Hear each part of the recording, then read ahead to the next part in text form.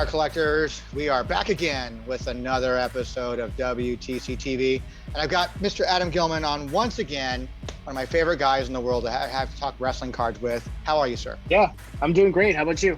You know, just killing another evening here, doing a lot of WTC stuff in the background. The cat's out of the bag. I've been putting Lincoln images again, so people are starting to discover that, and I'm seeing the analytics in the back end. People are discovering it, which is incredible. So I haven't even done anything. That's always a good feeling. So go from like, it's just, me and Chuckster checking things out to like, wait, we had over 1,000 views today on images. What the hell's going on? People are getting excited about wrestling cards again, for sure. I love it. I love that aspect of that. And speaking of that, I know we're talking today about some Chrome, as Papa Bear from Card Fantasy say, Tubbs Chrome. Yeah. And that shit is just getting a lot of play lately, man.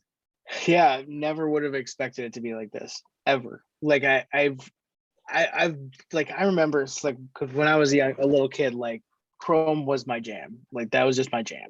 And like every time that came out, I had to get whenever there was a new Timberwolves player or Twins player, because I'm from Minnesota, like I absolutely had to like have it in Chrome.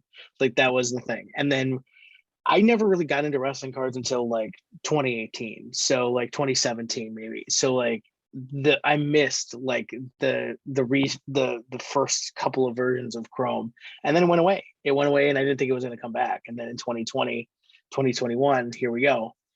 And 2020 also had Finest as well, which is kind of like that same type of thing. So like which was a first for wrestling then. Yeah, that was the first time they had done it. And it's crazy because Finest was before Chrome. So like the original sort of chromium stock set was Finest, not Chrome. But I had to because you go back in the 90s, stuff like that, with like Star Wars, it would do Star Wars Finest stuff like that too. Yeah. So I mean, it's awesome that they've brought it back, first of all, but secondly, it's awesome that it's catching on. And I think, we're starting to see some major stuff happen with wrestling. I mean, it's not only, I guess we could kind of say that we kind of expected some activity to happen with Chrome, but not to the level of what it's happened as of late.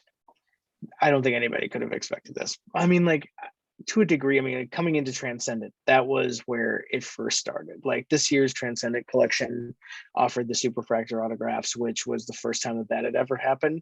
And and that was like right after like people got wind that Panini had won the license. And so what ended up happening was, because of that, there was an influx of probably 3 or 4 really big collectors who spent considerable amounts of money on Transcendent because of those Superfractor cards. And they ended up going for insane money. Add in the Garbage Pail Kids too, which are Chrome, but like it's like, the snowball effect. Yeah. But I don't think what anybody expected to happen with 2014 and 2015 Chrome, those were cards that were bargain bin cards. Now they're thousands of dollars. And if you think back to like what happened with the 1982 All-Stars, same thing. Those were junk cards. They were laughable. Yep. And then a few people created a market. Yep. A small group of people created a market. And when you create a market and people start catching on, regardless if that's legit or not, like the comps are there, so people start buying it. And that's exactly what's happened. Like there's been a small group of people who have been picking up these cards, and literally week over week, it's just bigger and bigger and bigger and bigger and bigger. And to the point now where 2021 Chrome boxes can't be had for less than $250, which is, they were like 6 weeks ago, they were $80. I got a few of them sitting behind me. I just sat, wanted to sit on them. Keep sitting. Yep. Keep sitting. We're only going to go up. When you're talking about that 2004, 2015, Chrome, and then I'm a big believer in the trickle down effect. So when that becomes out of people's reach, they want to go for the next things like that. And I think I mentioned to you at one point in time, we talked about Chrome briefly before, when it started to make that climb, where it was like, what about 2006 Chrome, 2007?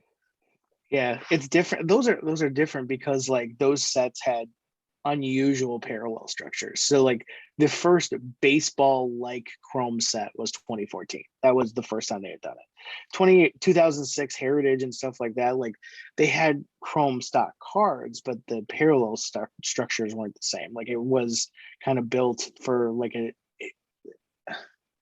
it's like Monopoly Junior for Monopoly, right? It's like it's there, but it's not true Monopoly, right? Yeah. So like this is much 2014 was the first time, but they only like if you look at the amount of cards that were produced, and I'm not joking, this is of any Chrome set across any sport across any year. It is the lowest run of any Chrome set ever produced. So there's just not a lot of it because Topps before used to print to order. So like if 280 people pre-ordered a case, they'd pretty much make like 300 cases. So like that's exactly what happened. Wrestling was a niche sport and a niche hobby that wasn't going anywhere, and they produced none of it. They had some retail that went nowhere. They had and they were liquidated into like value boxes that you buy at Walmart and stuff like that. So I mean, I've seen that. like, yeah. So like there's not much of it out there, and when there's a ton of demand and no supply, that's what happens. It's just, but the demand was never there. The demand a year ago wasn't there. The demand 3 months ago wasn't there. Yeah, So I know. you've seen these record prices happen with that, these later Chrome products. And then you see, but I am seeing an increase in value in the 06 and 07 as well. Oh yeah. So you're always going to see your Stone Colds and your Rocks and your Hogans and your Flares are always going to command some money, especially your X Fractors and Super Fractors are going to get that.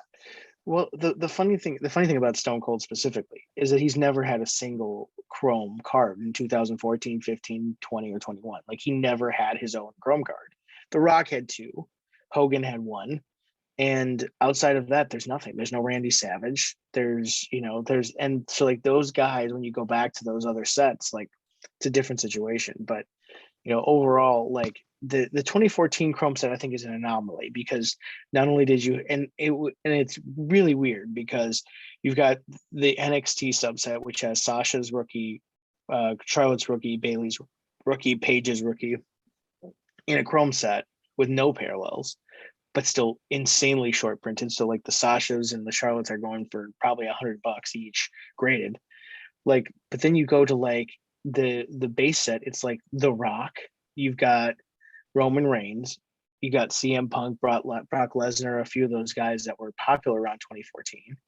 And it's another era of WWE. Like those people aren't around anymore, except for Brock Lesnar and Roman Reigns, but they aren't around in the same way that they were before. So it's like the 2015 set was the first of this era, really. So you have like this 2014 set that was still a majority of the previous era.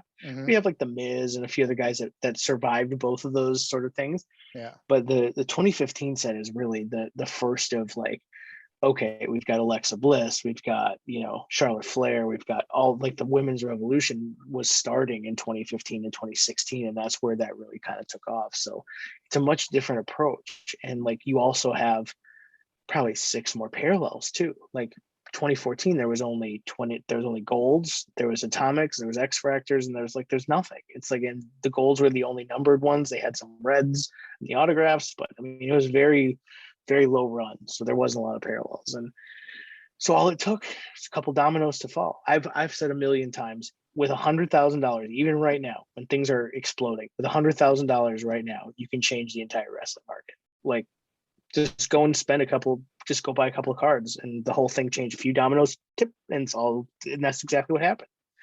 So there's a couple of big sales. Drake bought the Roman Reigns for $15,000, kicked off just a huge run of stuff. Yep. There was that Undertaker sale. There's a couple of Undertaker sales, a couple of Rock sales. Now, like there are Rock gold refractors from 2014 and 2015 up right now that you can't get for 10 grand anymore.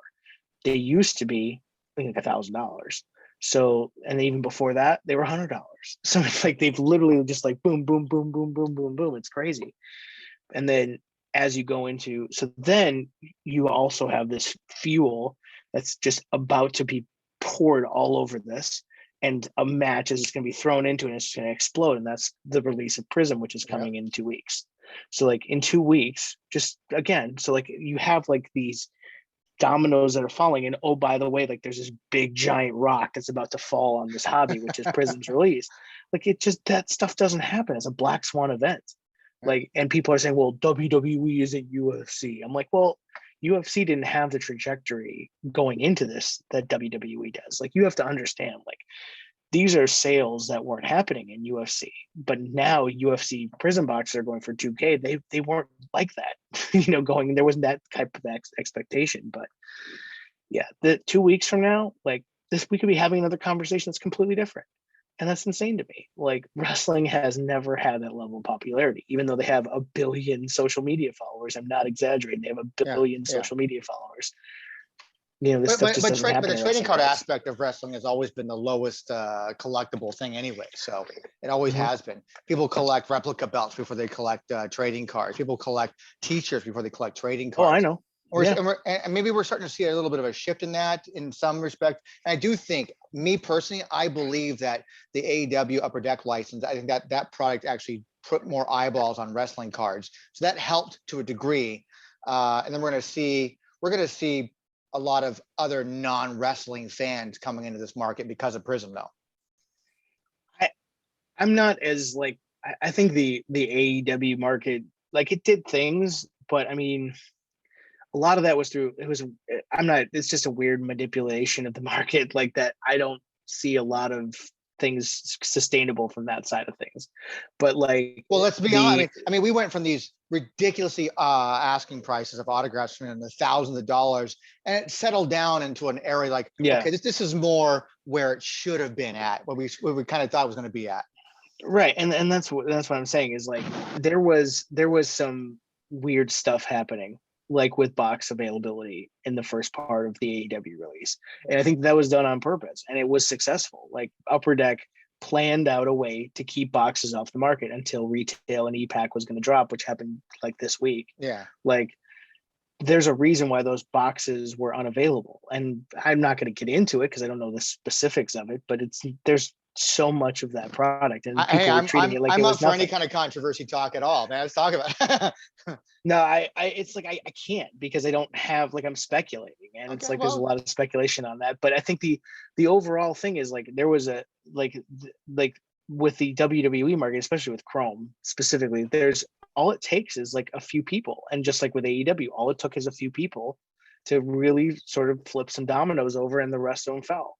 And like, I mean, we talked 2 months ago, and we were having this exact conversation with James from Baby Blue, and it's like, he was saying, well, and I got scared, and he was rightfully saying those things, right? The things he said at the time were very true. Like, is there really going to be like a true understanding of, like, these things are going to go up ahead of the Prizm release? And we were both kind of like, well, holy shit, like, he's right.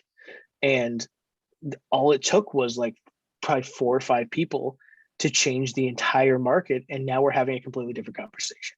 So, like, I'll give you an example. Like, Finest was just released last Friday, and the crazy thing about that is somebody pulled the Roman Reigns Superfractor out of a pack on what? Saw that. It was how many, I posted it on Twitter, and it got a lot of views and stuff like that.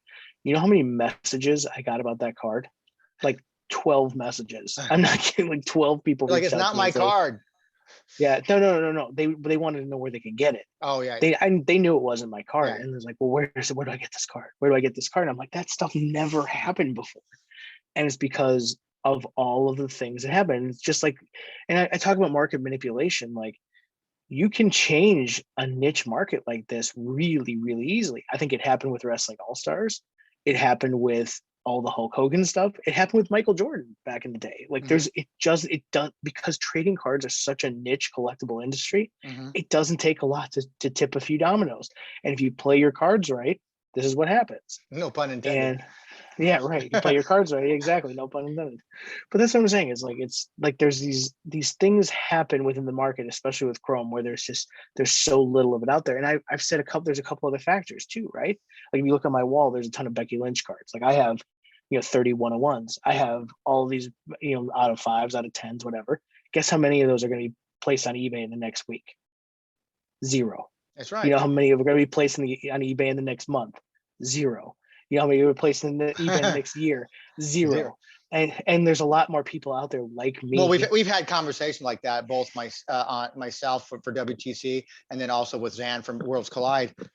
We've talked about these gatekeepers and these guys who just Yeah. they hold on to things. They don't release it to the market. And we already have a Yeah. small enough print run as it is, and then we have people out there who collect it. They're not letting it go. So there's nothing to go out in the market. So Right, exactly correct. Like people want to say like, well, where's all the Hogan stuff from Chrome? Where's all the major hits from like, where's the Rock Superfractor? I'm like, those things are never going to surface. People have NFBCs. Yeah, you're never going to see those cards unless it becomes life-changing money, and it could very shortly. It could. Like if somebody posts the 2014 Rock Superfractor right now, it's probably a $50,000 to $75,000 card just in the crazy things that have happened. Now, 6 months from now, it could be $100,000 card. That's getting to be life-changing money for people who bought into it at $100, right? Do you think we're going to start seeing, like, do you think, because we've had this conversation in the past too, about like, what becomes the first six-figure wrestling card? And trust me, I'm one of those guys. I don't consider that stupid. I don't call it stupid.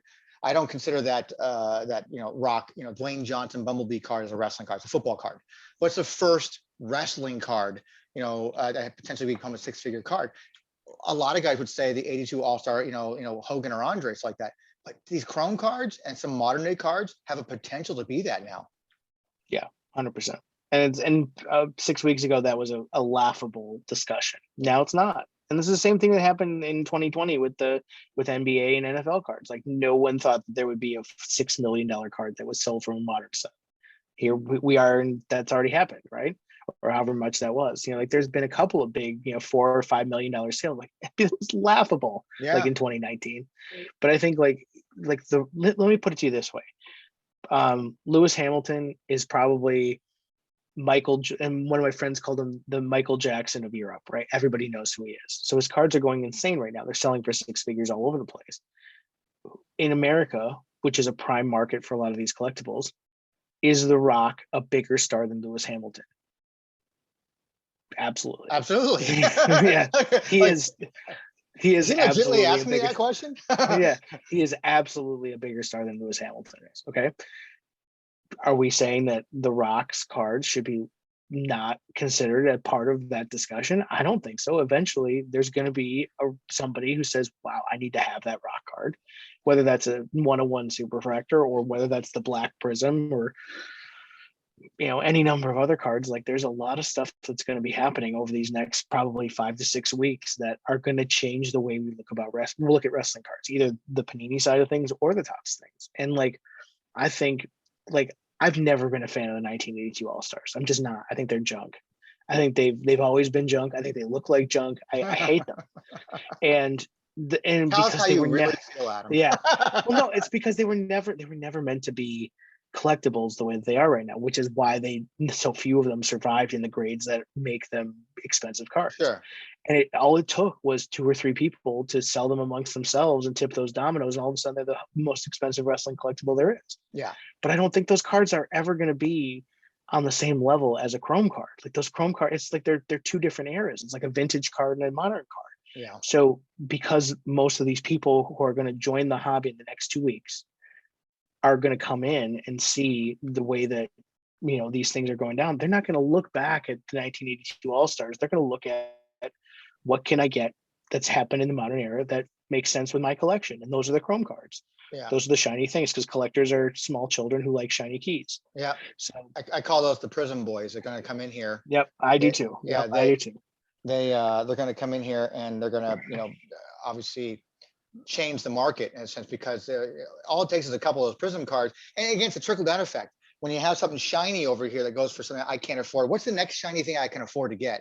It's this. I can't afford that now. Okay, we go to the next one. So I'm sitting on. What's happened all over the place. Yeah, I'm sitting on a crap ton. Look at what. That's why I keep asking you. I'm sitting on a crap ton of those 06 and 07 Chromes. So I'm like, come on down to my level. I'm ready for that. I'm ready for that explosion. Yeah, and it's something. Things that are happening are just weird to me. Like I bought cards, and a week later I get quadruple the offer of what I paid for them. Like the comp is right there on eBay. Like somebody's offered me 4x what I paid. It's crazy to me, but it's great. I love this. This is. But are you finding a lot of people is it the same group of people though you're seeing, or are these people you've known before, or people you never know? No. Okay, so these are all completely new people. Yeah, new people. And that's why I said, 4 or 5 people probably created the market, just like they did for All-Stars. Sure. But it's ballooned well past that, because all you need is a couple, big sales and things change. Eyes get, like, the second that Slab Stocks or Card Ladder starts tracking these things, it opens up a whole new discussion. And I think like the things that we're going to see are unlike anything that's ever been. And like people are super bitter about it, like really bitter. I've noticed the majority of people out there are, I'm priced out. I can't afford this. Now I'm a true collector. Why am I being, I just, I can't afford that. Yeah. Don't give me that. Yeah. You got to change your mindset then. You got to change the way you want to approach this like that. I mean, yeah, we've talked about this a lot over the last few conversations that we've had. And I think the bitterness is going to stay. You know how I know it's going to stay? Because it happened in 2020. Like when that happened with NBA and NFL, the same people said the same things, or the same type of people said the same things. And it's because people are looking at this like, I was at the front of the line to get all the stuff that I wanted at the price that I wanted it, and now I'm at the back of the line. And if I'm in the line at all. And that's, for a lot of people, this is a very personal hobby. It's a personal hobby that they've invested time and money in. What I think people are sort of losing sight of is that a rising tide lifts all boats. And the equity that they've built in their collection, is something that they could trade if they really want to stay involved. But that means nothing to the Chucksters of the world or right. Like that. So let me get to my next point. So I think what's different about wrestling cards, and this is different than all the other sports cards, and I said this in a post I posted a couple of days ago, was if there's a sports collector that moves a few of their big name cards, they will likely re-enter the hobby through other means to replenish their collection. If a wrestling card collector, like, because there's so many avenues on the major sports, it's easier to re-enter. If a wrestling collector says, all right, I'm out, I'm going to sell everything, the chance that they re-enter the hobby is zero. Yeah, because there's no affordable option to get in. Yeah, there's no affordable options, and there's less of it. There's less of it. It's harder to get all those cards back. The cost of replacement is now 4x. I'm one of those guys. I'm one of those guys who used to own, I'm that guy. I used to own all the Fleer stuff that used to go for nothing, and WCW autograph cards that used to go for nothing. And, I can't look back. I just can't look back. I'm the guy that got rid of the Farouk knee brace card. I'm the guy that got rid of the, the Hurricane Mask card that was nothing. It was hard to get at the time, and I got it, but now it's like people will pay thousands for it. Yeah. And I think that's the main issue here, is that wrestling collectors tend to only collect wrestling. Sports collectors tend to like dabble in a number of things, and it's easier to get back in because the lower end of those things is more readily available. With wrestling, it doesn't exist. If you sell your stuff, you're out. And that means a big part of your life is gone.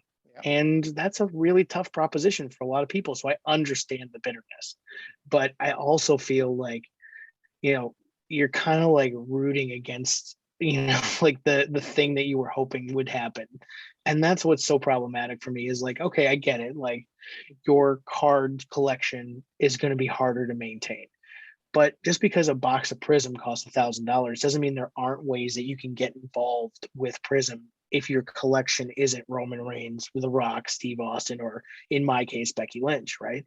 Like, there's just too many. Like, Panini has like 40 configurations of everything. Their SKU list is gigantic. So there's always something for somebody. There's group breaks, there's this, there's that. I mean, like, just saying like, well, a hobby box is $1,000, so I'm out. Well, like, you might be out at the top level, but you're not out if you're collecting Sheamus. Like, you're not out if you're collecting, you're not out if you're collecting like, some random NXT guy that you've followed through the thing. Like, those are the types of things that I don't think people are understanding.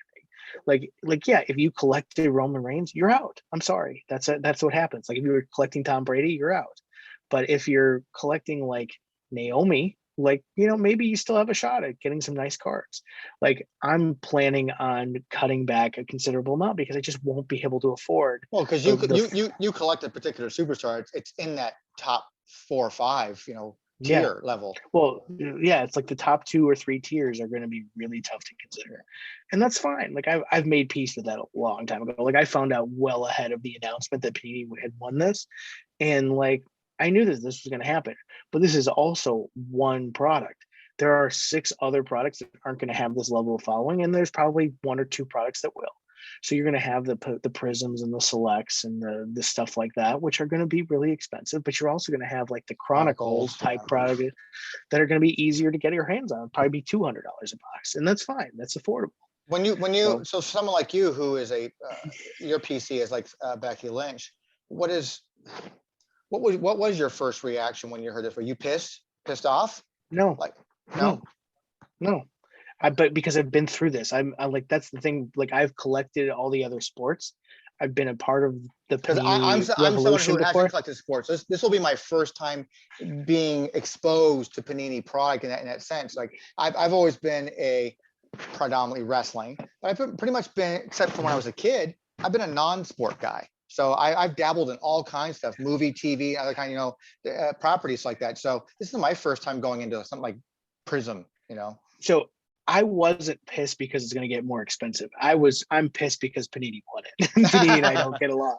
But yeah, I like the expense part of it. Like, I've been like, be creative. Like, I know how to be creative because I've been in this hobby for 30 years. Like, so I know how to creatively participate. Some of the wrestling collectors who live in the wrestling bubble, maybe they don't, and they're going to have to learn the hard way.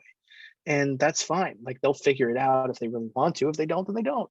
But I think it would be hard for me to navigate in that kind of world now because I don't collect like I used to back then. Yeah, so it'd be very hard for me. That's like very understandable. Yeah, and I participated in one of your things. I go, yeah, I'll buy ins like that to help you out, buy-ins like that. And I go, I got nothing out of my $20, and I'm like, if that's what I have to do to But people will learn those lessons. Yeah.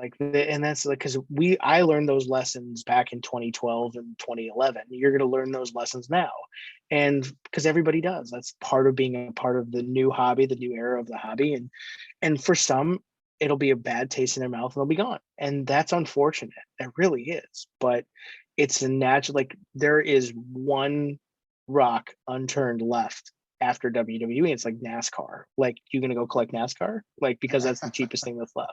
Like, that's what I'm saying. It's like, you should, like, I don't understand. This is what has always sort of bugged me, is like, I don't understand how you can participate in a hobby and not see the walls closing around you. Like, it's just like, it's so easy to see for somebody now, and that's not even without, like, I spend hours every day sort of like thinking about and participating in things. But even if I were spending 5 minutes a day, because I did that in 2019 and 2018, 5 minutes a day, I saw what was happening. But I think it's like, people just want to be in plausible deniability and just general deniability. Like, they just don't want to participate in this price rise, and that's fine. Like, that's their decision. But I don't understand the bitterness. Like, it's like, it is what it is. Like, just sit back and have fun and watch. Like, yeah, you're not going to be like the guy that's hawking Prizm slabs at 10 grand a piece, but yeah, you can still get some fun stuff. Like, come on, people are just like looking at this from the worst possible case scenario at every turn. Yeah, and this is somebody. If you're a collector, that's a great way to look at it too, Slab. But if the other flip side is like, what? Say I am out. I'm out. I've been collecting for 30 years, whatever it is, and I'm finally out of this hobby because I can't afford it anymore. But just think what's going to happen to your collection now, like you said. Are you out? Like, are you out though, Tony? Are you really out? I don't think. No, you're not out. You're still making content. You're still making content. You're still trading cards. You're still doing your old stuff. Like, you're not out. Nope. And more importantly, I can get a Prizm set. Like, if I really am, if I'm like Chuck and I want to get a Prizm set, it's probably going to cost a couple $100. Like, that is not life-changing money. No. Now, if I want a gold Roman Reigns, Prizm, that's 15 grand. Like, I'm sorry, like, I'm out on that. But I can get a Prizm set for pretty cheap. And so it's like, you gotta think about this from like, the way we participate in the hobby doesn't necessarily mean we have to rip hobby boxes. Like, and that's where so much of the hobby has changed over the last 2 years, is like, you don't have to be a rip and flipper to have fun in this hobby anymore. You just don't. Like, Tony, you create what, 5-6 videos a week? Like, no one's asking the average Joe collector to go start their own podcast, but you can engage all over the place with all sorts of different content, right? Sure. Like, I don't get why people are thinking, well, I'm out. You're not out. You still have all of your collection. You're still going to be a part of this community. And so what if you're not first in line to buy $1,000 hobby box? I'm not either. But, and like, I have some of probably the most valuable Becky Lynch cards that exist, but I'm out of those particular parts of the hobby. But I know that I can get a retail plaster. I know I can probably buy a box of H2. I can probably do all these different things, but a lot of these collectors have never existed in the other sports to understand how that works. And that's where their crash course and their desire to learn is going to dictate whether or not they continue to be a vibrant part of this vibrant community, or are they going to be out of everything. And that is a really stark contrast to being like, hey, I may not be buying this one Prizm box, but I'm still a part of like picking up the stuff from my PC for Topps, which for a lot of collections out there that aren't The Rock, Roman Reigns, Hulk Hogan, Steve Austin, like the top tier guys, 95% of the people don't collect those people. They collect, you know, John Morrison or Karrion Kross, right, Zen? Sure. So I mean, like, it's like, you know, those are the guys that are not going to have to really break the bank to get what they want out of this hobby, and they shouldn't feel like that's what's coming either. Like, look at the tiers. Like, if your guy is on the lower tiers now, he's probably not going to have a life-changing event that puts him in the tier of Roman Reigns. Like, he's just not. Yeah. But and that's where the bitterness just really doesn't sit well with me. Like, I'm like, I hate Panini. I hate everything about Panini. I've hated them since 2007. Like, I was talking with James from Baby Blue. I went through my whole spiel with him, like, about why I hate Panini. It has nothing to do with the cost of their cards. Zero. It has everything to do with everything else. So, but you can imagine for somebody like me, who despises what Panini stands for previous to the boom, coming into the boom, like, I'm not bitter about this. I see this as a huge opportunity for wrestling cards. I see that all that hard work that I've put in building my collection, I've spent months and months and months of time building my collection, fighting with people over Becky Lynch cards. Yeah, because you ain't the only one, man. I've seen you with other people, like, trying to, you know, outbid each other all the time. So. Right. So I mean, like, all of that work is about to pay off. All of that work and that validation that we all seek is pay off in what way? Explain it to people who pay off in what way. Just validation. Validation. Okay. We're in this. This hobby is built on one emotion and one emotion only, and vanity. And like, if you are not a vanity focused collector, then you're probably not a part of social media. And that's just the way it is. Like, we all share our pictures. We all show it. It's vanity. It's all about vanity. And what we all strive for is validation. And I'm about to get that in 2 weeks. And it feels great. Feels great. Well, you think, and it should feel good to other people, like, you know, the Chucksters and the Pauls and the guys like that who've been collecting for years. They've been in this for years. Who've got this massive collection. So they have all these X fractors and some super fractors, and they have all this stuff they've been sitting on for years. Exactly. Not that they plan on selling it. It means nothing to them from a selling standpoint. From an everybody, hold on a second. Everybody has a number. Everybody has a number. Some are higher than others. Everybody's got a price. Yeah, no, $1 Million Man reigns supreme. That line is the most famous line of wrestling for a reason, right? Is that everybody's got a price and everybody's gonna pay. But it's like the main thing is, like, for me, it would take life-changing money, because you're giving up a portion of your life. It is. It's very true. Very true. And when you look at the investors that are going to be coming into this with Prizm, they look at this as an asset-based industry. So it's not about, for them, it's not as much about that, because they're coming in at the tail end of it to capitalize on the investment things. Sure. It doesn't make them, but we do that too. Like, I do investor-based things too on a much smaller scale. So just because on a larger scale, we have to think of them as the devil, like, I don't see that. Like, I see them as a larger scale version of what we do every day, because I rip packs, I sell the cards that I do, but I just don't do it at the scale that they're going to do it. And the work that I'm putting in is a part of my life, right? Mm-hmm. And for me to sell is selling a part of my life. I get why people are bitter about that piece of it, but I'm just not going to do it until it's something that's going to change my life to do that. And it may never change my life to do that. And that's fine. I'm well past the point of trying to make money on this. What I'm trying to do is have fun. And I'm definitely going to have fun watching people go crazy over Prizm. Definitely. It's like pure entertainment to watch people just lose their freaking minds online, man. It's just awesome. Yeah, it's going to be amazing. It's going to be absolutely amazing to watch this. So these guys coming in now are coming into Prizms like that come in the tail, like you said, to flip it, make these quick monies like that. This is causing that effect now for Chrome. I mean, these guys are already speculating for Chrome now, right? To a degree, yeah. Yeah. I mean, So I mean, like, we're gonna see, I don't think we're gonna see pricing on some of this Chrome stuff. It's not going down anytime soon. It's gonna keep going up, I think. It really is. no, it's not going down. There's not enough of it for it to go down. If it was overproduced to the degree of like 1987 Donruss baseball, then sure, it'll go down. But it's not. There's 200 cases of it. Like, it's not going down. Now it may snap back to where it was now versus where it will be in 6 months, but it's never going to go back to where it was. No, I think today's market is the new floor. Yeah, it's a whole different ballgame. And that's great. That's great news. That's what I've been waiting for. Like, it's like Tony, like, I've never been a part of a market now in this stage ever. Like, I remember I've collected Vikings and Twins. And what do you know about the Vikings and Twins? They usually fucking suck. They're usually terrible teams. And I've never been a part of a market ahead of the curve and stayed in to this point. I had, like, you can go on my Instagram, you can see all the Patrick Mahomes, Lamar Jackson, and all those Mike Trout cards that I used to have. I sold those well ahead of the boom. Now, this is the first time that I'm well positioned myself ahead of this. And I'm excited because people are they're going to lose their fucking minds. And it's going to be amazing. It's going to be so much fun to watch. And people, like, underestimate the entertainment value of that. Like, I really think they do. So, of course, we could just do like we should do a whole episode of just like talking to people who are bitter and pissed off. That'd be just great. I'm happy. I'm happy to do that with people because I think few people have really put the amount of thought into this.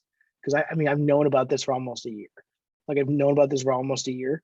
I have put hours and hours of thought into how I'm going to react when this really happens in 2 weeks, right? April 6th. It's now March 17th or 18th or whenever this airs. Like, we're on the cusp of a lightning bolt here, and you can see it brewing in the sky. Like, when in the history of things have you ever been a part of a place in your life where you see the money about to be shot out of a cannon and you're like standing like right in front of it with a big net, like ready to catch it? Like, it's never happened before. No, for me personally. No, now there are others who make a living doing that.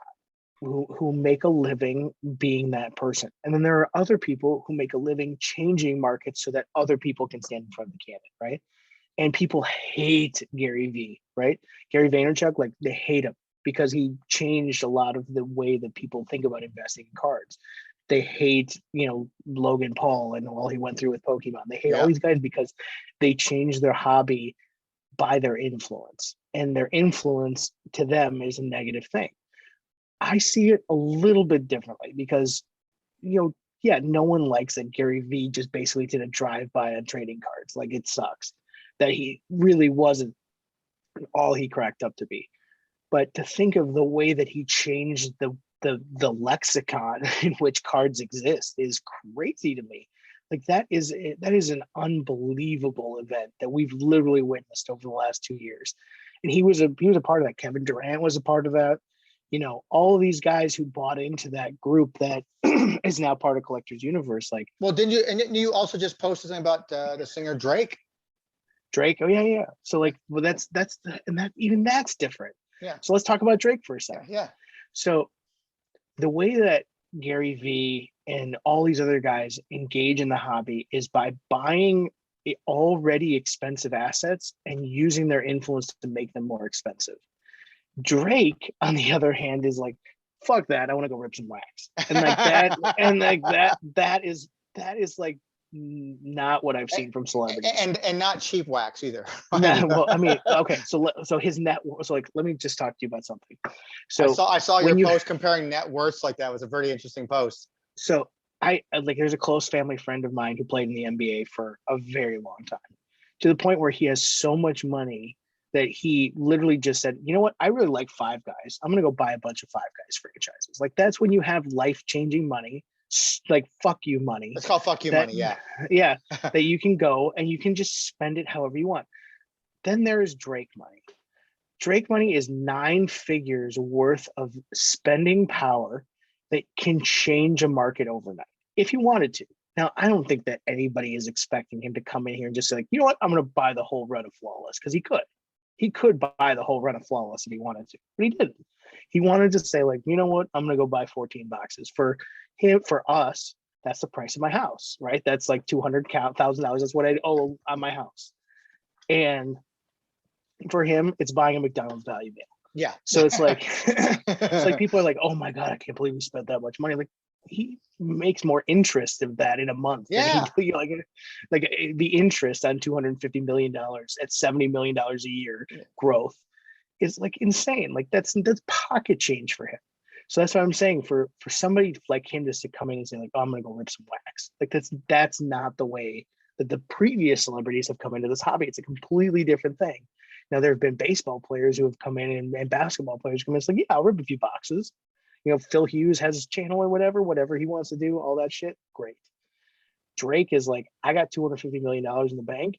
I want to rip some flawless. And then he did. And that's cool. I think that's awesome. I think that's fun to watch. Regardless of whether or not it's manipulative or not, I think it's a cool experience. So that's just my personal Well, it also shines a light on the hobby itself. So like that from an outside source that doesn't normally look at our hobby. Any hobby. I mean, like, yeah, I mean, like, look at like, let's say Kanye decided he wanted to come into the hobby. Like, let's talk about Kanye, who is probably one of the most influential celebrities that's out there. Regardless of whether you love him or hate him, like he comes in, like that's Drake times 10. Maybe I'm out of touch with pop culture. Maybe I'm not. It's not right. What if Taylor Swift decided that she was going to come in and do this? What if, like, who's the biggest possible movie star that you could? Oh, by the way, that's The Rock. That's The Rock. What if The Rock came in and decided, you know what? I want to rip the entire run of Transcendent. He could. Yeah. And he can change a market overnight. The Rock has cards that we can buy right now. That's like right. That to me is fucking crazy. Like, what if Jay-Z decided, like, I'm gonna go buy all my finest cards? Like, he can do that. And like, I've always asked my friends, like, when you have that much money, is it fun anymore? Like, when you can just buy whatever you want, like, is it really that much fun? Like, because part of the fun is the risk of losing which is a completely different aspect. Like you said, the Gary Vee aspect, I'm already buying an established, known market value type of thing that I'm going to somehow turn it into something, but maybe because I bought it, I'm going to make it worth more. But all of us, there's a risk of losing our ass. Exactly. And when, like, but you got Drake who comes in, I'm going to buy, who knows what the fuck's inside these boxes. I'm just going to buy it just because I can. Yeah. I mean, because there's risk involved. For him. There's no risk. There's no risk. Well, there's no risk, but there's still, I don't know what I'm buying. I don't think it would matter. Like, $200,000 is just not a consideration for him. I guess it's like Bill Gates. Like, Bill Gates could walk down the street, and the old adage in IT, and I work in IT. The old adage in IT is like, if Bill Gates like walked down the street and saw like $1,000 laying on the street, he would actually lose money stopping to try and pick it up because his time is that valuable, right? Because he's worth that much money. He gave me his time. He gave me his time. I did a demo for him years ago. He gave me his time. Okay, I'm just saying. I was like, that's I know. So I'm like, is it even fun for them? Like, that's the real thing. Like, is it really fun, like, for Michael Jordan to go to the casino and say, like, well, there's no risk of losing my ass because I'm worth like $500 million. Like, is it really that big of a deal? So like, why, and that's why do it? That's what I want to know. I want to interview these guys. I want to talk to Drake and ask him, like, because there's no risk of losing your ass, is this something that's really like a big deal for you? Like, because I don't think it is. I don't think so. So like, why do you do it? Like, well, I had nothing else to do on a Sunday, so I decided to buy it. Well, that's what I'm saying. It's like, and so when you get to the point where you're like, okay, there are some collectors out there who have millions and millions in cards in their vault in PWCC and other places, and like, it's like, I still think it's fun for them because there's still like an asset level business that they run around it. But like, for these celebrities where money is of no object, like, I can't imagine it's the same experience for them. I just can't. But hey, but as people who are in the hobby, do collect and get that thrill, like us, it's nice to see someone coming into the hobby and spending some money. It means nothing to them. Yeah. So at this, and Tony, at this point, it's entertainment, right? Like, at this point, and I'm old, and like in 2007 when I started my site, like, all I wanted to do was just shake the tree, like shake the tree as hard as I possibly could and see what fell out of it. And a lot of stuff fell out of it, right? Like you're shaking that tree really hard, and like there's coconuts falling, and there's card level executives, all this other shit that's falling out of the tree because no one had ever shaken that tree as hard as I shook it. And now I'm just here to have like laugh at like how crazy this has gotten, because like you look at this hobby and you look at it where it was in 2010. Every article and every newspaper was like the card show, the Baron card show, these guys, these sad guys sitting at a table like waiting for somebody to come and buy their cards, like, oh no. And then like you fast forward 10 years and it's like you go to like the Dallas card show, it's literally packed wall to wall with people, and like they're spending millions and millions of dollars like in a night. Like it's like there are deals going down for like hundreds of thousands of dollars, like in the blink of an eye. You've got guys doing YouTube shows where they're like, they're doing some trades with like, $100 bills. Like I was like, I did a trade with $100. Yeah. Like this is like Caligula for cards, right?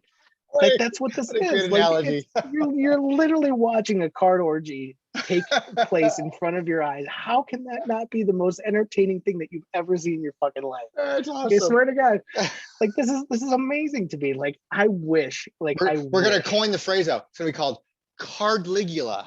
Yeah, exactly. Like you're looking at this and it's just like no one could have ever dreamed that this could have ever taken place.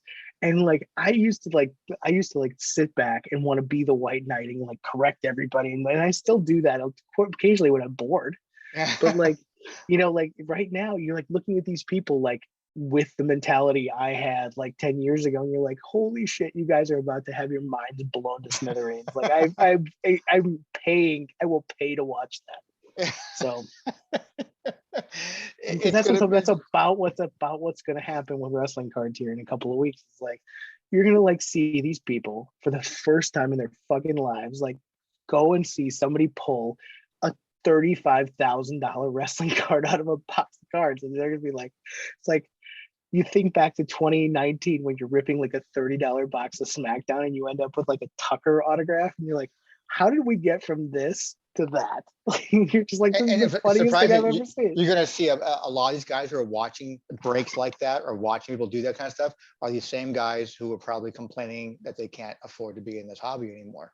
Exactly. And it's like, and that's why I don't get it. Like that's why like the bitterness is like everybody should be looking at this like with the most rose-colored glasses that you can, because right now there's like you could literally like drop a box of Prizm cards and $1,000 card falls out. Like that's how many of those cards are going to be worth it, just an absolute shit ton of money. And it's awesome that that's a thing, because that means all of that other stuff that we've spent years and years dredging through, like money in the bank product at $100 a box and walking away with $10 in cards, like all of that is now validated by what's going to happen in 2 weeks. And that's awesome. Like now we circle back to the beginning of our conversation, which is what is happening with Chrome. Yeah. Chrome is like Chrome is the first level of what is being anticipated by Prizm, I think, because Prizm is it's bringing this new eyeballs into it, and it's expensive. Chrome is just the first level of benefiting from what's to come, I think. And it's been a long time coming when it comes to Chrome, because when you crunch the numbers and you figure out only X amount of cases have been done, wrestling as a whole is already a low print run as it is. We have more and more eyeballs on our product, so this stuff becomes harder and harder. And we have the gatekeepers, all the things we've talked about. So that's why I like the trickle down effect. I like to see that 2015, 14, 16, all those years of Chrome, and people can't afford that anymore. They come down to 2007, 2006.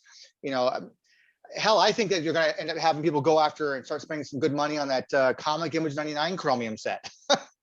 Oh my, haven't they already? I mean, like those cards are not really. I mean, they're not really going up.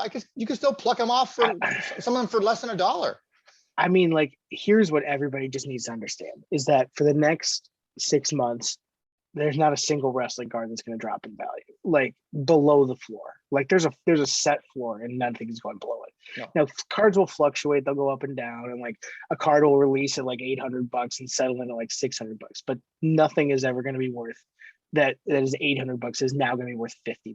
Like that should be an expectation. So if you have a card right now that you're like, man, should I sell it or should I hold it? Like, it's not going to drop to a point where it's no longer a valuable asset. And that's a really cool thing to experience, is that anything you buy right now, whether it's a base card or an autograph or a super refractor, like those things are likely not going to drop below their expected floor. And that's never happened in wrestling cards before. Well, Like, well, that's whether you come in now or if you're one of those collectors who's been sitting on stuff for years, there's the validation aspect that you were saying, it's like that. So there's a lot of things that you're sitting on now. It's like, you know what? They're not going back to what I paid for them back in 2005.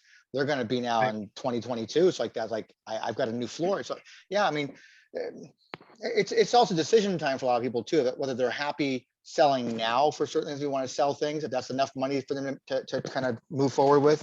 But for me, I'm not that kind of guy. So you know what I'm into. I'm into Kurt Angle stuff. So it doesn't really affect me in a sense. So well, I thought the same thing. Like I thought the same thing for me, right? Like I was like, well, I'm just a Becky Lynch guy. It's never going to be a big deal for me, but all of a sudden it is, and it will be for you too. Like that's like, it may not be the level of big deal that it is for Roman Reigns, but it'll be something different for you. Well, and something like, goes from $50 to $150. For me, it's like, again, it's not life-changing money. It's gone up in value. No, but so in a place that we define our existence by value, right? So Tony, if I gave you $50 and sent you to the casino and you walked out with $150, would you be happy? Yeah, of course I would. So then why should it be different for cards? Like you should feel excited about that.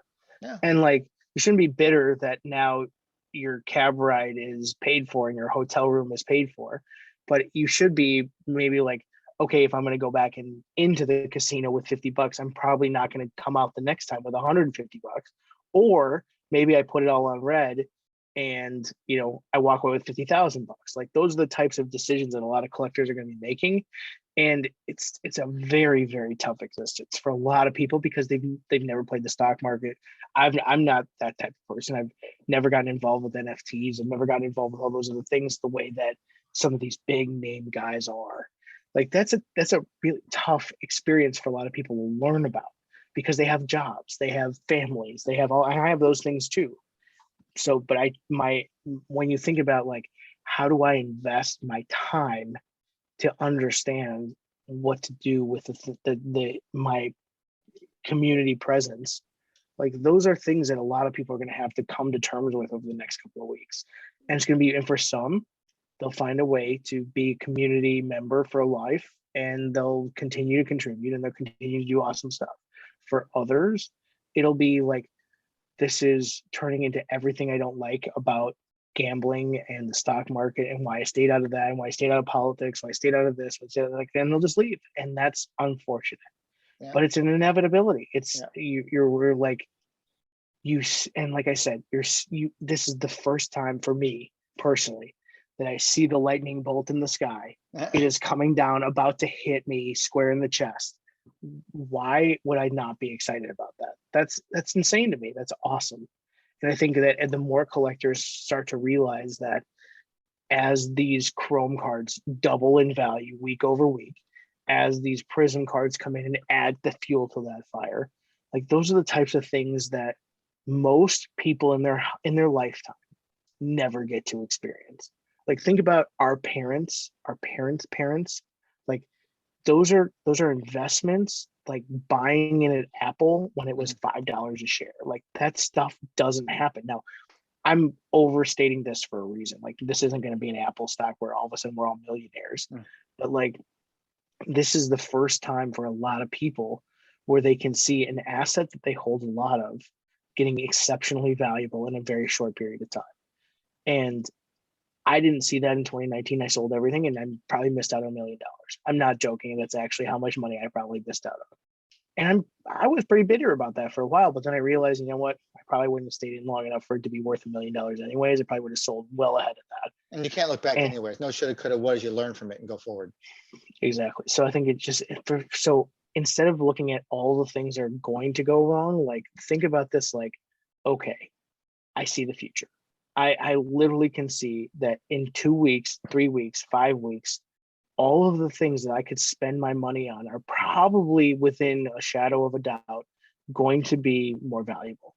So if I really, really want to get ahead of things, where can I put that money so that I know when the time comes for me to continue to be a part of this hobby, I have money to fall back on?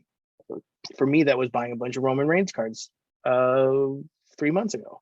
I kind of saw that when you were like, this is not his area where he normally goes to from a PC standpoint. Right. Oh, exactly right. It's exactly like, this is what I've been preaching for years, by the way, people, is I've been preaching like cards are like stocks. It's always been that way. Okay. From an investment standpoint, if you're in it for the pure love of collecting, that's one type of person. The other type of people are in here for investment type people. So I've always quoted cards as being stocks. It's like a part of my catchphrase in the Worlds Collide thing about being, cards are stocks. It's a stock market. And this is the time now when I see guys like you on social media posting that you just bought this Roman Reigns card. I go, I know what he's doing. I see what he's doing, because this is not, and he's smart about it, because this is the time to do it if you want to be involved in that way. So Tony, from 2018, 2017 through 2021 July, the only wrestling cards I actually went out of my way to buy were Becky Lynch cards. For the last 6 months, and I'll show you them here. Like I just got these in the mail today, and these are cards I would never have bought, right? So if you look at these, I don't know if my filter is going to show, but I mean, you're looking at like Page, Big E just broke his neck. That's really sad. Yeah. Page, Seth Rollins, Seth Rollins, Hulk Hogan. I hate Hulk Hogan. I hate him as a person. I hate him as a wrestler. I'm buying these cards because I see the lightning bolt in the sky. Like, again, I've never bought a card that didn't have Becky Lynch on in some reason with a reason to hold it. These are like, and this is just today. Like, that's just my mail from today. Like, I'm telling you, like this stack right here that I just held up, the stack of cards right here, cost me $30. In 2 weeks, that could be $60. And that's a lunch. That's dinner for my family. But when you start equating it to what your ROI is like that, it's an incredible investment. Right. Well, I'm saying, like, that's what I'm saying is like what other market can you do that?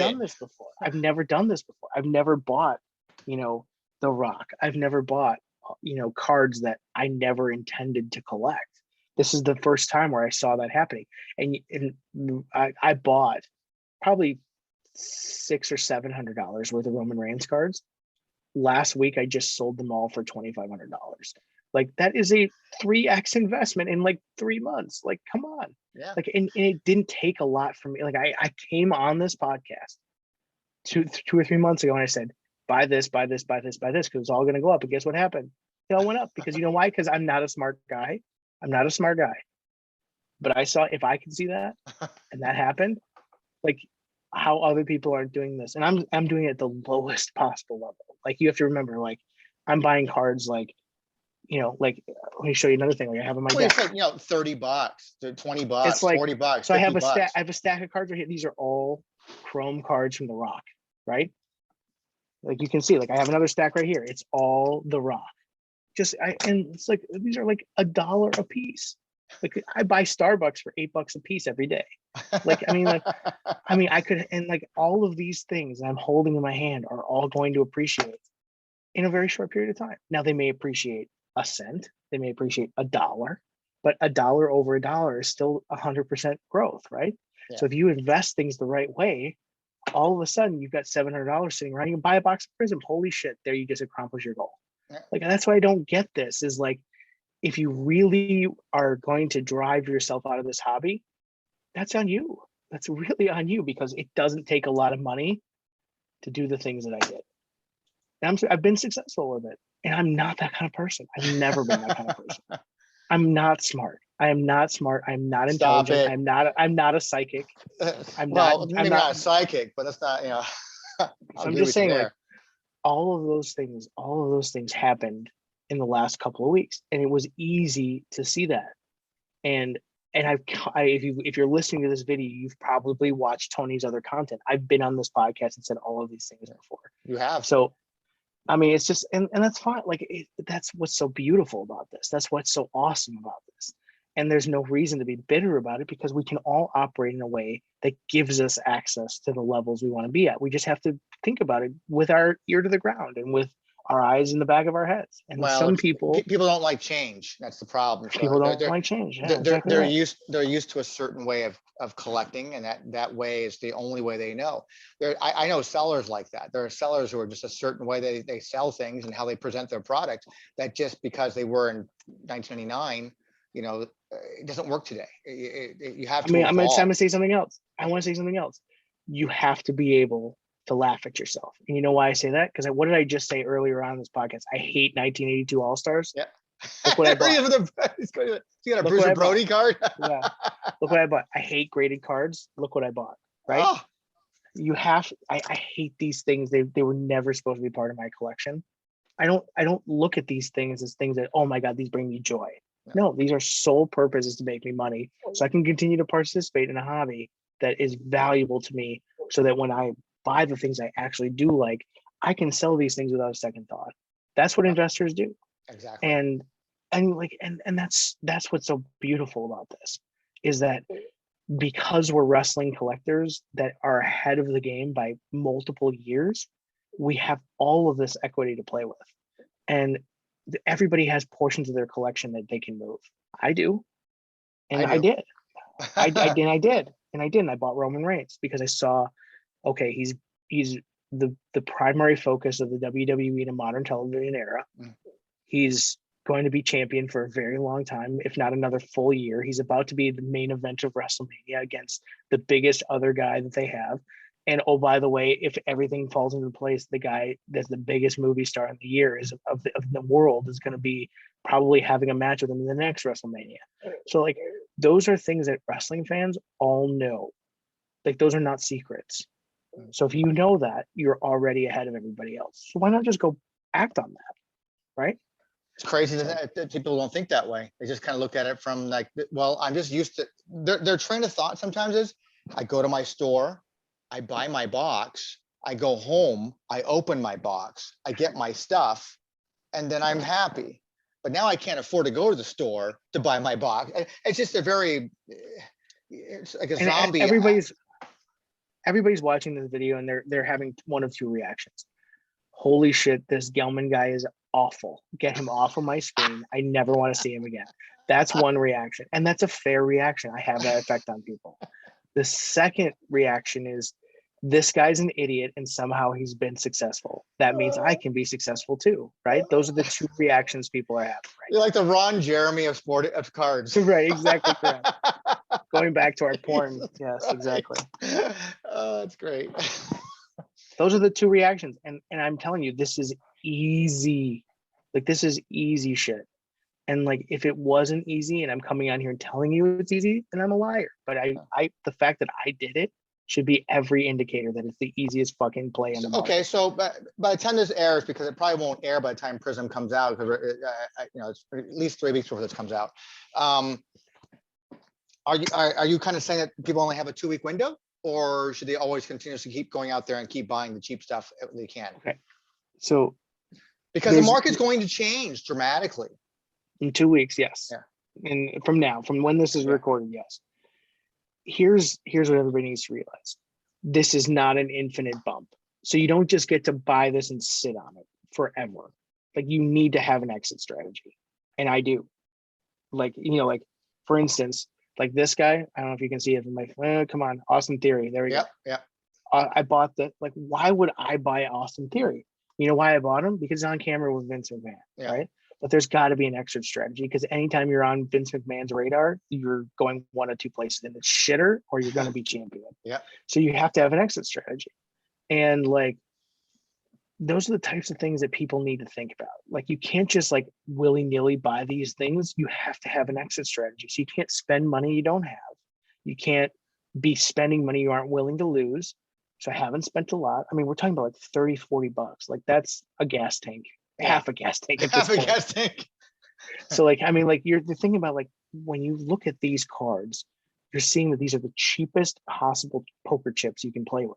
There are other people who are playing with $10,000 poker chips. I'm not that guy, Yeah. but I'm guessing a lot of people in this video aren't those guys either. Yeah. Like, and so, do you have a 2-week window? To a degree, there's a little bit of a window here, but to a secondary degree, like, let's say that WWE boxes come in at 1,000, and like UFC, they're now a year from now they're 2,500. Like, maybe the hobby goes to hell in a handbasket. Then you're really fucked. Like, so you just have to have an exit strategy. It's just like, this is basic investment. Go watch an investment video on YouTube. This is basic shit. But this is super safe investment on this point. So like when you're spending 30, 40 bucks, like you said, that's like, yeah, that's this is nothing. But again, if we're only looking for a way to continue to participate, there are ways to do that, right? Yeah. So I'm saying, like, okay, there is not a window, right? There's a small opening, right? You're seeing this happening, and by the time that this airs, that window may have passed a little bit, but it's still wide open on a lot of different things. Like, this Big E card is his rookie from 2013. He broke his neck, which is horribly sad and tragic in every way, and I feel terrible for him. Yeah. But like, if you don't think that a guy like Big E, Drew McIntyre, like those guys that are slated to be, some of the biggest parts of WWE's future people aren't gonna want their rookie cards. Like, this is a $3 card, like $3. Like, that's not even a cheeseburger at McDonald's. Like, why not buy a couple of them? Like, that's what I don't get. Like, and I only learned that recently. Because if I had learned that a year ago, I'd be sitting on a collection of 2014 and 2015 Chrome, because I knew in 2017 that was a crazy short printed product, and I should have bought more of it, but I never thought it would get to this point. Like, no one did. So there are people who did, though. There are people who sat on a set of gold refractors from that set. I know, because they sold it recently. Like, those are the types of people that exist all over wrestling, and it exists all over this hobby. And how I'm not a smart guy, is because I saw all of this happening and leading up to the pandemic, and I did nothing. And I could have been. But nobody could predict where we're at right now. No, but I'm talking about like, as Project 70 or whatever it was ramping up, and this thing was really taking off. Like, I was talking to people that were throwing just dollars at a few things here and there, and then whatever. They made thousands and thousands of dollars. I saw all that coming. I did nothing, because like, I just don't want to get involved in it. This time the FOMO is real, and FOMO drives this hobby. And it's one that I was like, I'm not missing out on that again. So I think I bought 9 copies of Roman Reigns' 2013 rookie card, like $20. They're all now worth 50. Like, I bought his rookie autograph at $100. I just sold it for 900. Like, all of those things are like, like, those are the things that like are easy to see. Like, okay, I didn't buy his 14 Chrome autograph, because even a year ago, that was still a $100 card or whatever it was. It was maybe a $50 card. But see, that was more money than I was willing to throw at this. Like, even I was too stupid to see that. Yeah, like, I was dumb too. I had a friend that worked at Top sent me a box of 2015 Undisputed, and I got I got a Roman Reigns autograph. I couldn't get rid of that thing for like $10. Yeah, exactly. I did all that too. I had crazy shit. Like, I had a lot of stuff and people were telling me, I'm buying this. And I'm like, you know what? I'm going to buy half of that. I'm going to buy this, and this. And I did. And yeah, I made a considerable amount of money. I could have made an even more considerable, but that's FOMO, right? That's fear of missing out. Yeah. And don't let that drive you. Be smart about it. Like, I'm not, like, I have 4 kids. I have a giant family. Like, I can't afford to throw $10,000 at stuff. I talk with people every day who can, and they do, and they're making bank right now. But even at that level of risk, I can't afford. And so I'm not trying to play above my pay grade, but $3 is everybody's pay grade, or you're not watching this video, right? Well, then you're not collecting, period. Like, why, I mean, if you can't afford $3, you can't afford to be in the hobby, period. Yeah. So I mean, like, again, you're seeing me buy things I would never buy before, and you're seeing other people buy things they would never buy before, because right now we all know exactly what we're doing. We know exactly what's going on. It's a wonderful time to be. This is not the time to be bitter. This is the time to be active, so you can afford to continue to participate in the hobby in a way that you weren't expecting to be able to in a couple of weeks here. And I think that Prizm stuff is going to, I think it's still going to be even for a few months beyond. I think people are going to still be able to find good deals out there to invest in, because you're going to have the trickle down effect. And I think that people's most eyeballs are going to be focused because, well, obviously Chrome is a thing. So everybody's aware of Chrome. We all know about Chrome. Chrome. But Prizm is going to be, that's going to take a lot of eyeballs over there and move them over there and kind of keep them over there, while other stuff is going on over here that people can be going out and investing in, that's going to benefit because of this activity over here, I think. Yeah, investor is a dirty word in this hobby right now, and it shouldn't be. Like, No, we really all shouldn't should be be. investors. Yeah. Yeah, it's just it's got a stigma attached to it. I get why it has a stigma attached to it, because everybody's like, well, they're not true collectors. Like, yeah, I get it. We're all investing in a lot of different areas. It's just whether or not you're holding for a year or holding for 10 years. Well, investment like, also can be, depending on what your investment means to you too. Investments don't have to be monetarily. Investments can also be things about passion and things about, be a lot of different things. So, but I get you. People just, they don't like the word investing in our hobby at all, so like that. But I come across things all the time. Like, I keep pushing this thing. I see a box marked Highlander, and I go, oh, I guess I have the little Highlander from Rittenhouse. That's great.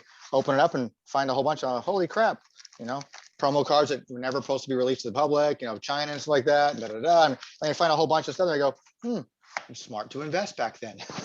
yeah, and like, there are people out there who have closets full of shit that they would never ever look at ever again. Yeah. And in 2019, I made the decision that if I'm not going to look at it, I'm not going to keep it, because what's the point? Like, exactly. What's the point of keeping something in a closet? So if you've got cases full of like, or these shoe boxes full of like these old cards, like, make that work for you. Like, you don't need to keep 1 million cards, especially if there's some that can help you fund your ability to stay in the hobby, unless that's the reason you're in the hobby, is to be a hoarder. And there are some people that are. Yeah. That's fine. And I think and that's just the way they work. But I'm looking at this from a very pretentious, like, my point of view is very pretentious right now. I get that. I get that I'm being an asshole about some of this stuff.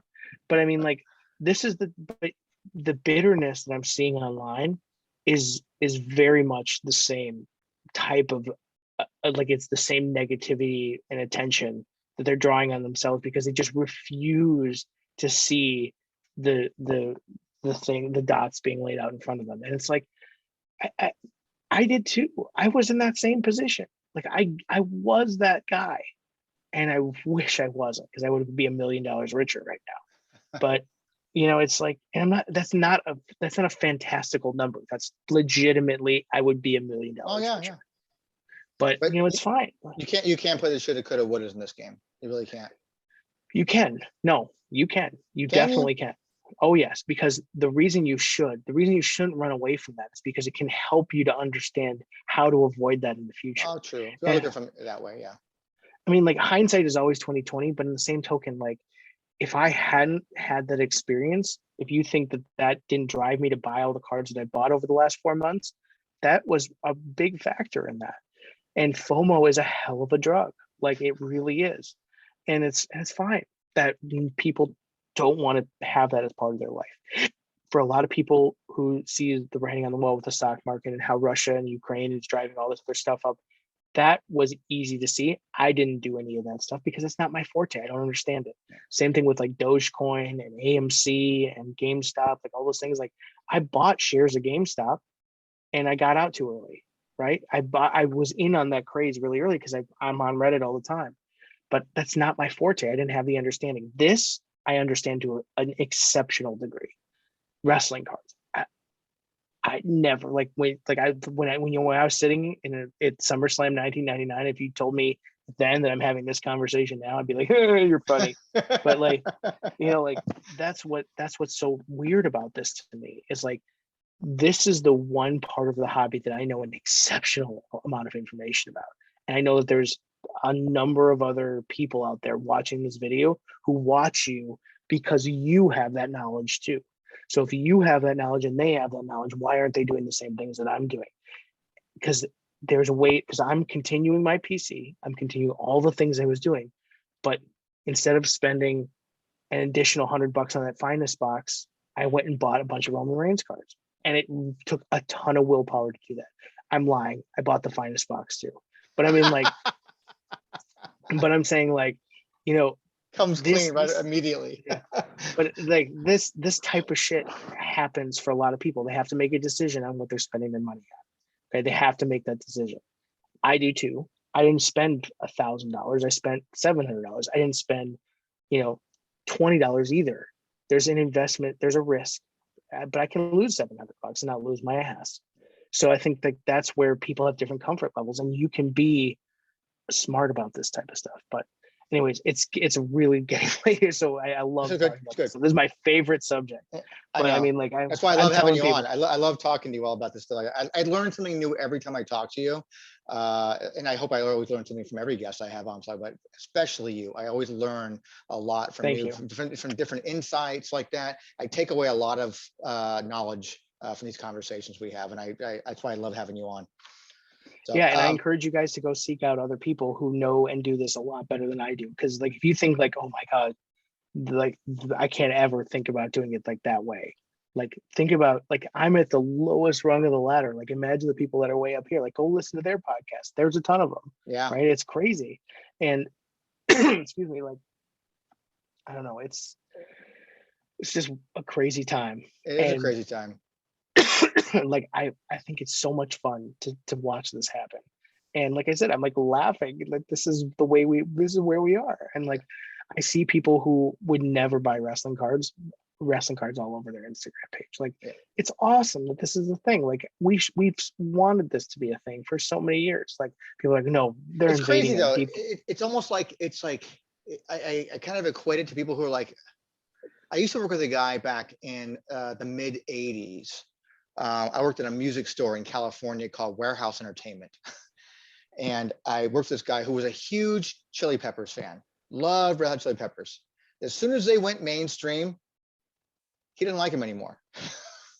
I was that way too. That's the way millennials are about music. Yeah. It's just, it's kind of how we're having this hobbies like that. It's like, you know, I want my hobby to grow. Oh, but don't grow without me. I got to be there for it. I got to be there for it. And these guys just like, well, I hate it now. I hate it because it moved on beyond me.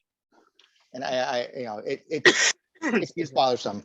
But yeah, I get it, man. But I see your stuff on Twitter all the time. I follow you, like, you're super active on there all the time. So I'm always fun, whether it be a rant or whether it be you know, following like the question of the day kind of stuff. Like, who is it does the questions of the day every week? There's a lady who does that. Yeah. She works for Golden.